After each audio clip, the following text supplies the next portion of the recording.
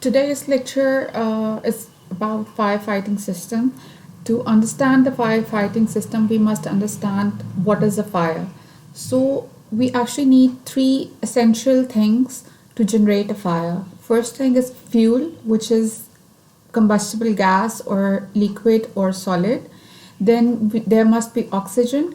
Oxygen supports burning, and there should to be heat. Heat is actually the ignition point for the fuel to burn. So this is the fire triangle. To generate a fire, we must have all of these three things. We classify fire into four categories. Class A category of fire is the one which is ignited because of paper, wood, textiles, and rubbish. Class B fire is the one which is because of the liquids such as gases, alcohol, oil, and grease. Class C is the fire which erupts from the electric short circuiting, that is the electrical fire. And class D is the one that occurs in certain metals like magnesium, sodium, potassium, titanium, or zirconium. Basically, these are the industrial fire. For firefighting, we need a special type of equipment, and this type of equipment vary depending on the age, size, use, and the type of the building construction. So this firefighting equipment is either fire extinguishers or fire hose reels or fire hydrant systems or automatic sprinkler systems. A building can contain either one of this firefighting equipment or all of these or maybe some of these systems. First, let's talk about the fire extinguishers. Fire extinguishers are provided for the very first attack for the firefighting measure. Generally, these are used by the occupants of the building themselves whenever they see a fire, and it is important that the residents of a building are familiar with what type of extinguisher they have to use on what type of fire. Most fires basically start as a small fire, and they can be extinguished if we use the correct type of extinguishing agent or correct amount of that agent while the fire is small and we can easily control it. If the fire goes out of control, at that point we cannot use fire extinguishers. And out of control fire means that the flames of the fire are reaching the ceiling, because this kind of scenario is harmful for the users, for the occupants to use the fire extinguisher. So typically fire extinguisher consists of this handheld cylindrical pressure vessel. This vessel contains an agent which is used to distinguish the fire. We use this, we push this lever and the fire extinguishing agent is discharged from this pipe to extinguish the fire. Usually these fire extinguishers are located strategically at the exits of the building, so that occupants should know where they have to go and get these extinguishers. There is another reason that we provide these fire extinguisher vessels right beside the exit, because whenever there is a fire, the occupants are going to rush towards the exit to get out of the building. So they go there, they bring the extinguisher, and they return to the fire to fight with it, because they know that they are nearer to the exit, and whenever they feel that the fire is out of control, they can immediately exit the building. So these are the color codes that we use for the fire extinguishers. These color codes are actually labeled over here. This blue color changes to red, cream, black, or yellow. And these code colors, they actually represent different type of fire that they can extinguish. So the extinguisher which has red label on it, it has water as the extinguishing agent. It can only extinguish class A fire. The cream colored fire extinguishing vessel has foam as an extinguishing agent, and it will be stopping class A and class B fire. Blue one is dry powder. It is good for extinguishing all types of fires except the deep fat fires class F. For the black labeled one, we have CO2, carbon dioxide, as an extinguishing agent, and it is used to distinguish only class B fire and electrical fire. The yellow label has wet chemical in it. It extinguishes class A fire and class F fire. Basically, this wet chemical agent can be used for extinguishing the fire which has extremely high pressure.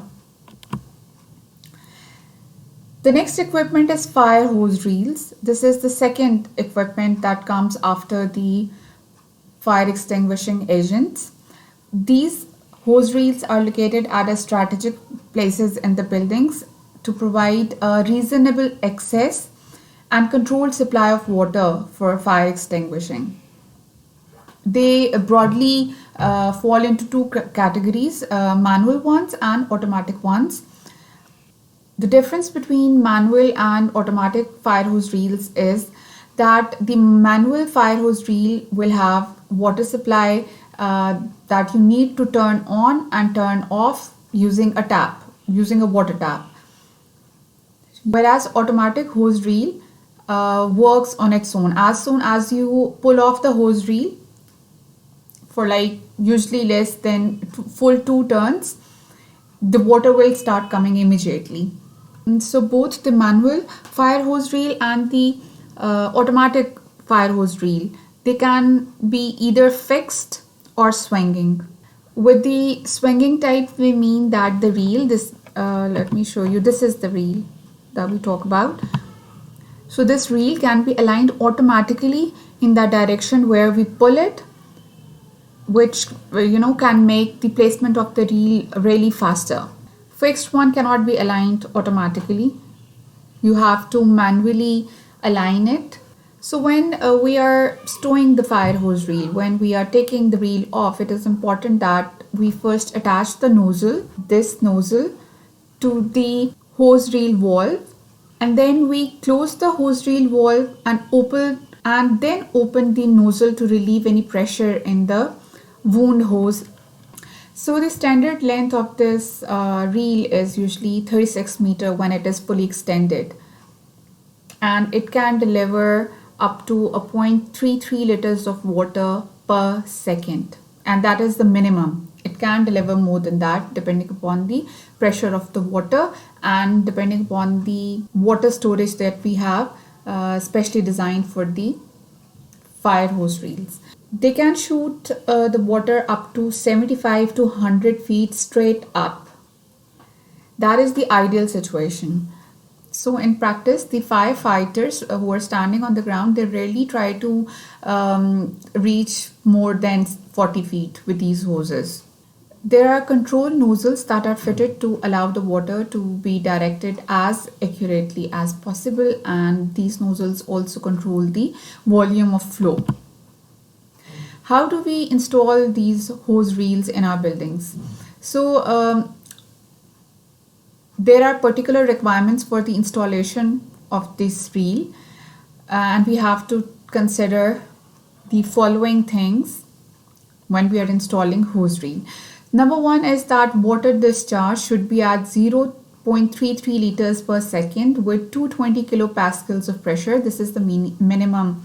This is the minimum requirement. So it is important to confirm that the water supply pressure, like the water supply storage that we have, it should to have a sufficient pressure to support a proper fire hose. Then the reels that we install in an area, we make sure that they are readily available and they are readily accessible whenever there is an event of fire. So the location should be clearly marked with the help of signs and labels. Hose reels should only be connected to a dedicated fire line. We should not connect it with the normal water supply line of the building. So a dedicated water line, which is termed as fire line, is designed to be connected with the hose reels. When we are mounting these fire hose reels, we should make sure that the minimum height of this hose reel should be 1.5 meter above floor level, and the spindle of the like the handle of the hose reel should not be higher than 2.4 meter above floor level. This is to make it accessible to all heights of people. It should not be having any type of obstructions near it, near the assembly. The hose should be able to be pulled and run in any direction for the best coverage in firefighting. If for some reason we cannot pull the hose reel in any one particular direction, then there would be no benefit of this hose reel because it won't help us in fighting a fire from an opposite direction. The installation of this hose reel should be chosen to allow maximum coverage in a fire risk area. Now, so we have to make sure that the structure on which we are going to mount the hose reel, that structure is strong enough to support the pressure of the hose reel assembly itself and the pressure of water that will come out of it. Other than that, there are also some type of external forces that can apply on the hose when we are using it because of stampede, etc. The fastener types used to install on a structure depends upon the structure itself. So brick or any kind of masonry would require a certain type of a fastener, while a timber post or other structure require a different type of fasteners. So it all depends. The fire hose reel need either a cabinet or a cover depending upon its surrounding environment. So this is the type of cabinet. Sometimes it's all solid, sometimes we do have a glass over here in the middle so that everyone can see what is inside. So where we find that this equipment is vulnerable, we cover it in a cabinet like this, or otherwise we keep it open like shown in this picture. Then comes fire hydrant system, which is the third type of fire extinguishing equipment. A fire hydrant system is a water supply with sufficient pressure and flow delivered through pipes throughout a building to strategically located network of valves for firefighting purpose. So a fire hydrant system must contain these two components.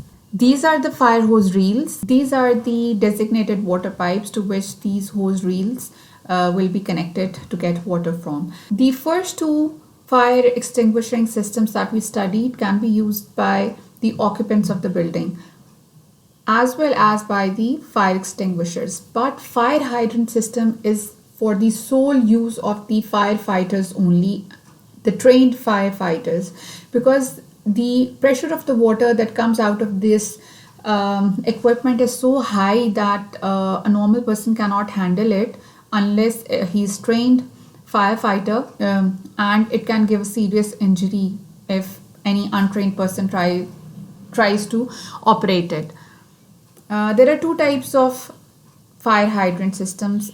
First one is wet barrel and the second one is dry barrel. In a wet barrel design, the hydrant is connected directly to the pressurized water source, whereas in dry barrel, the hydrant is not connected to the water source directly. In some circumstances, we can also share this water from the fire hydrant system to the other safety measures like automatic fire sprinkler systems or fire hose reels. So now let's talk about some pros and cons which are related to the fire hydrant system. Pros are that number one, it's a very strong hydrant system, very strong fire extinguishing system, and it can be used to extinguish medium to large size fires. And since there is a lot of pressure in these systems, so they have a long range and they have the ability to attack the fire from any angle, from different angles. The entire system requires low maintenance and there is ideally no water leakage as well, and also that fire hydrant systems have a longer life as compared to the other fire extinguishing systems. Cons is that you have to manually activate it. The flow of water is so strong that even the trained firefighters, at least two of them, have to hold the water hose. And because of the excessive pressure of the water, this fire hydrant system can also damage the instruments and the equipments, machines, etc. present at the site of fire. So how the fire hydrant work? The fire hydrant systems must have these 6 elements: water reservoir, jockey pump sets, fire pump sets, firefighting hoses, hydrant valves, and branch pipe with nozzles. So for a fire hydrant system, there should to be a special well dug, which we call fire well, and there the water is stored throughout the year. This water is only for the consumption of the firefighting system. This water well is connected to the pump room, and from the pump room there are 2 to 3 main pipes. The purpose of pump is to continuously fill all the pipes which are connected to it under a certain specific pressure. Under normal circumstances, fire hydrant system is pressurized with water which is ready to use in case of emergency. But as soon as we open the hydrant valve, the system experiences a drop in pressure. So that drop in pressure is immediately detected by a pressure switch, which in turn starts the jockey pump. The jockey pump draws water from the water supply to increase the water pressure of the system. Now this pressurized water from the hydrant is then directed to the fire hose, and from fire hose to nozzles, which are then directed to the place of fire. During a fire, if the fire hydrant system has less water or has less water pressure, then the fire brigade can provide an additional water to boost the pressure. How we do is that we connect the fire appliance, the firefighting truck, with that hydrant system, and that will act as a booster connection.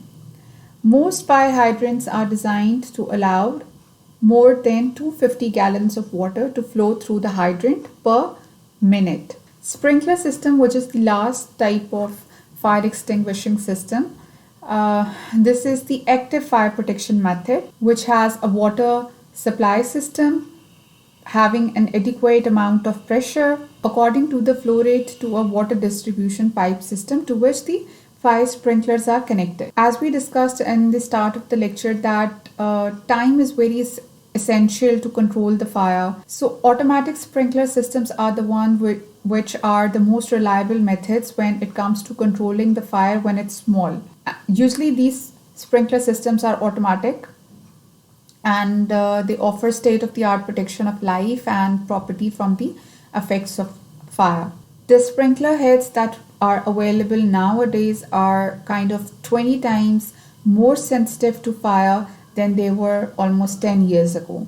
Sprinkler systems are especially installed in high-rise buildings where the water cannot reach by the firefighters who are standing on the ground and where there is a high fire hazard occupancies. Statistics show that in a majority of cases where we had used sprinklers for the fire has been controlled immediately with one sprinkler head alone. How does this sprinkler system works? So a sprinkler head is really an automatic tap. Automatic in a sense that once it is open, it cannot be closed. It will be closed only when there is no water coming through that tap. So once a sprinkler head is open, you need to install another one. The sprinkler head is connected to a pressurized water system. So as soon as the fire heats up the sprinkler head, there is a sensing detector on it which opens at a certain preset temperature. Once open, it allows the pressurized water to be sprayed both on the fire and also upwards to cool the hot smoky layer. Another good thing of this spray is that it wets the combustible material which is present within the vicinity of the fire. Wet combustible material means that it would be difficult to ignite, and that would actually lead to the slowing down or maybe preventing the fire from spreading and growing. Now what happens is that as soon as the sprinkler head opens, the water pressure in the system drops. That drop in the water pressure system actually activates an alarm which often automatically calls the fire services via telephone connection. Where there are so many pros of the sprinkler system is there are some cons as well, and some people say that sprinklers cause a lot of water damage. But the fact is that all the sprinkler heads are not going to operate at once. Only those sprinkler heads will operate which will detect the heat or which will detect the smoke. Usually, non fire water damage only occurs if the occupants carelessly damage the system, because even the firefighters use much more water than a sprinkler system. And the damage that is caused by the fire itself, when combined with the water pressure which is used by the firefighters, is dramatically high when we compare it to a properly installed sprinkler system in a building. There are 5 types of sprinkler systems that we use. First one is wet pipe fire sprinkler system. This is the most common type of system that we use. In this system, the water is stored directly in the pipes, and as soon as the heads of the sprinkler system are activated, the water is released. This type of fire sprinkler has the advantage of being able to activate instantly on the time without any delay when the fire sprinkler heads open. Second type is dry pipe fire sprinkler systems. These are very much similar to the wet pipe, except that the water is not stored in the pipes. Instead, the pipes are filled with some pressurized air or nitrogen gas. When the sprinkler heads open, that gas is released, and then a valve opens which allows the water to flow into those pipes, and finally the water starts coming off the heads. This process can cause a slight delay in the water discharge, but this type is useful in the areas where it's freezing cold and the water freezes in the pipes. So therefore we do not keep the water in the pipes. We keep it separately and we fill that pipes with the pressurized air so that the water is not frozen there. Third one is foam fire sprinkler systems. So this is a type where the system will have water as well as foam to discharge when the fire heads are activated. And this type of system is mainly recommended in buildings that are highly hazardous components and they have flammable liquids like workplaces, industries, and aircraft hangars. Fourth one, deluge fire sprinkler system. This sprinkler system is designed without the heat sensing elements that are contained in both wet and dry pipe systems. So what happens is once this sprinkler system activates, it activates all the heads of the system at once, which covers the whole area. So this type of system is not commonly used at homes, but it is mainly found in industries with flammable liquids. This is to increase the speed to extinguish the highly flammable fire. Last one is pre-action fire sprinkler systems. A pre-action fire sprinkler system is basically a combination of a wet pipe system and a dry pipe system. Basically, the water is not stored in the pipes until the fire detection device installed in that system detects a fire. At this point, the detection device opens a valve to let the water in before the sprinkler heads open, and when the sprinkler heads are open, the pre-action fire sprinkler system reacts as quickly as a wet pipe fire sprinkler system. These type of systems are best suited for areas that are at high risk for serious water damage in the event of accidental fire sprinkler activation. So this is how a fire sprinkler system looks like. These are the heads. This is installed over the entire building. This is the water storage. These are the pumps to increase the water pressure, to boost the water pressure, and then the pressurized water flow through these pipe to these sprinklers. So that was all about the different firefighting equipments that we install in our buildings to avoid any kind of accidental fire. But before that, we must be providing some detection systems or fire alarms in our building so that the fire is not ignited in the first place. So a fire, if we detect it quickly, we can fight it and we can bring it under control with a minimum amount of damage. The use of fire detection devices is increasing, particularly in view of reduced manning and unmanned machinery spaces. Three phenomena associated with fire are used to provide the alarm: smoke, flames, and heat. So the fire detecting alarms look like this.